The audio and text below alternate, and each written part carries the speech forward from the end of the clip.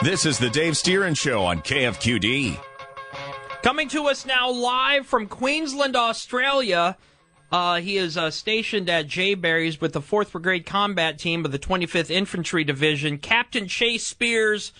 Captain, welcome to the Dave Stieren Show. Oh, thanks so much for having me. It's great to be talking with you.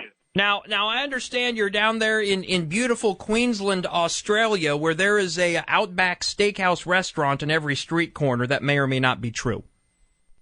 Well, I can't verify whether there's an Outback Steakhouse or not, but I can tell you it's kind of I've seen plenty of share kangaroos and boomerangs, so I'm thinking when I first get back to Anchorage that the Outback there downtown may have to be my first stop just to relive the adventure here a little bit. Now, I don't know, you sound like a young guy, so I don't even know if you'll get the joke, but if there is a Men at Work concert going on at any point down in Australia, you guys, of course, have to attend.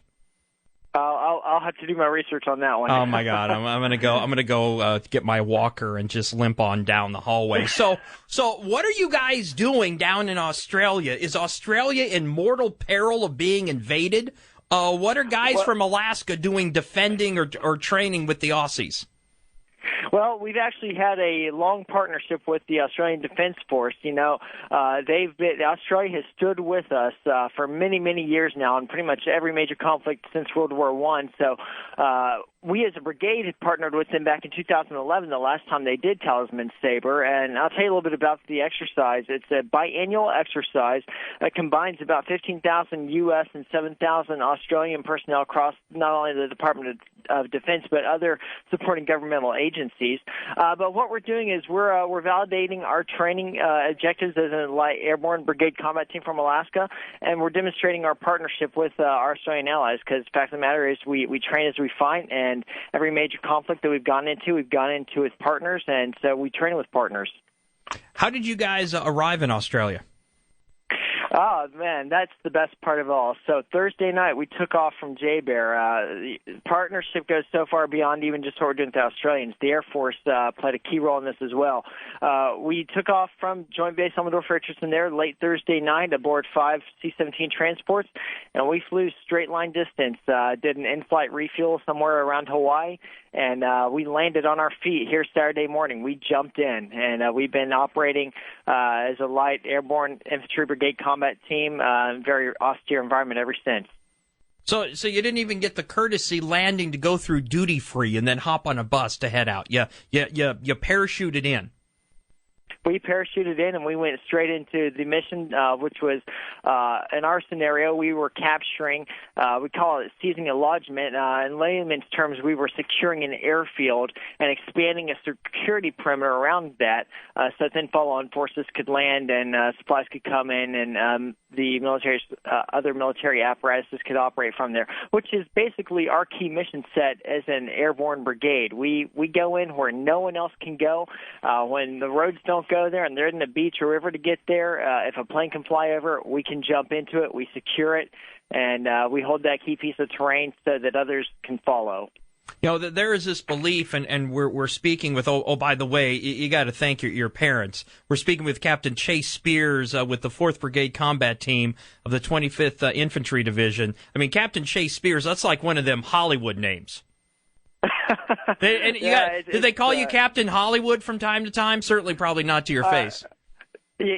Well, not to my face. So I tell you what, back when if you're familiar with Band of Brothers, there's a very well-known character in there called Lieutenant Spears. And when I was a lieutenant, people just couldn't get enough of asking me for a cigarette. Which, of course, nobody in the Army smokes anymore, right?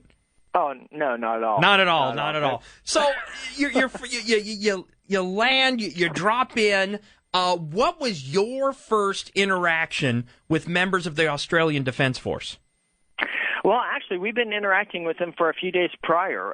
We had 5 Australian jump masters and then an L&O officer, Captain Rob Watchorn, who flew up to Alaska and spent about a week with us. So before we flew down here, we actually did 2 what we call foreign wing exchanges.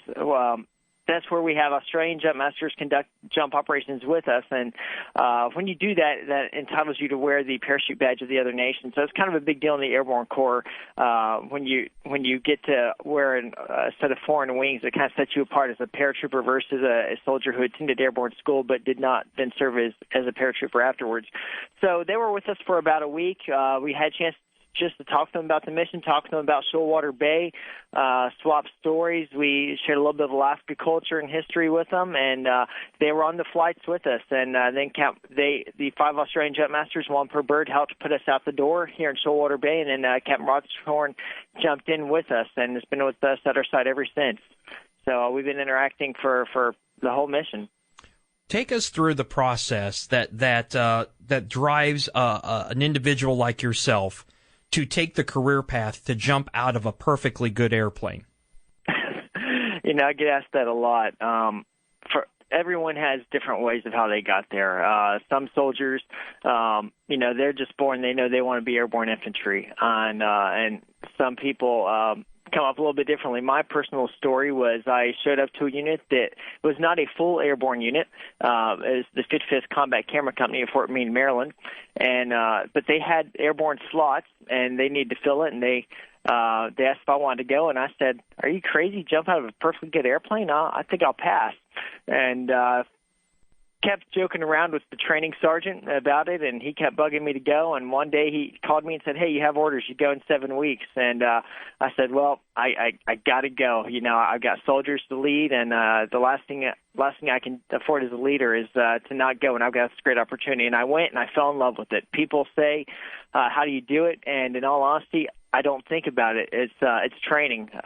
When you're in the aircraft, you go through a series of commands, you go through a series of checks, and as the jump masters are calling out those commands, I don't even consciously think about what I'm about to do. It's just muscle memory, and they say go, and I go, and once I'm in the breeze and I'm under a canopy, I've got the best view of anyone else in town of the local area, and I love it. I've got to say that either people who pilot small general aviation aircraft, I've spoken with either active duty personnel who've earned their jump wings or full-blown paratroopers like yourself, and they said there is this few precious moments of peace as you get out of the airplane and you have the count and you feel that tug or not tug, like bone-jarring jerk, and then you're just there, and you've got nothing to do but wait to land, and it's one of the most surreal experiences that they ever have. How many jumps do you have under your belt?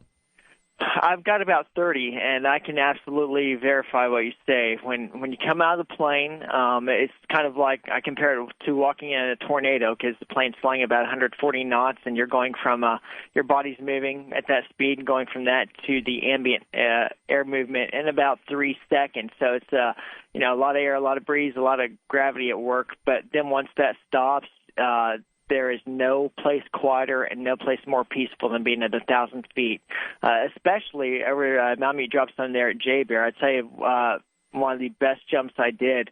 I came out, it was a clear day, and Denali was just lit up like a gem, and it was just one of the most amazing things. I'll never forget it. Did you ever do any moose spotting while you're up there floating down? Like, okay, all right, so we'll land. It's going to be a 5-mile hike back to base. All right, I'm going to go after my moose after that.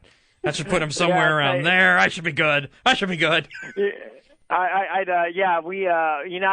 noticed any from the air before, but we do see our share of moose and other critters as we're driving out to the drop zone and back and forth. One day I was out there and a black bear actually showed up and hopped in the back of one of our trucks, so I just missed that by a few minutes, but I'm told it was quite the adventure for those who were helping to chase him out. We're speaking with Captain Chase Spears, who is with the 4th Brigade Combat Team, 25th Infantry Division. We didn't wake you up. You're down there in Queensland, Australia. What is it, just about 9 a.m. Local time there? Yep, coming up on 9 here. So what is on the declassified menu for today for you guys? Well, today's really the big day for us. Well, I said biggest day since we jumped in. Obviously, that was a big day. Mm-hmm. We've been doing partnered security operations with the Australian Defence Force since, but today is really neat because it's our final full day here in the field, and we have an air assault coming up today. So we'll be pushing about a company worth out to capture several high-value targets that are leaders of the Khmerian forces in the scenario that we're in. So it's really kind of taking me back to my memories of when we were in Afghanistan and doing these air assault missions and seeing the planning happening again. So that's our big event happening today. And then once that's complete, I'm sure there'll probably be some other things injected into the scenario, but that's the major muscle movement for today, is getting these paratroopers on these Australian aircraft. And, that's true partnership right there. The Aussies are flying us out there, and we're going to take care of the bad guys. So who do I need to call for you guys to set up the after exercise Kager social mixer? You got a name that I just need to pick up the phone and call to give you guys a little downtime when you're down there? I tell you, we've got a morale day coming up on Sunday, and I love that. I got to take a morale day today.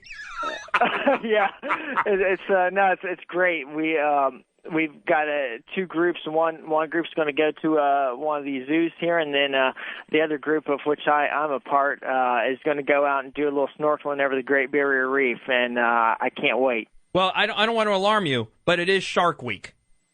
I am just putting that out there in case, and you're a day ahead of us, so your Shark Week will start a day ahead of up here in Alaska. Captain Shay Spears, thank you so much for the voodoo that you do so well, and our best to you and all of the troops that are down there in Queensland, Australia.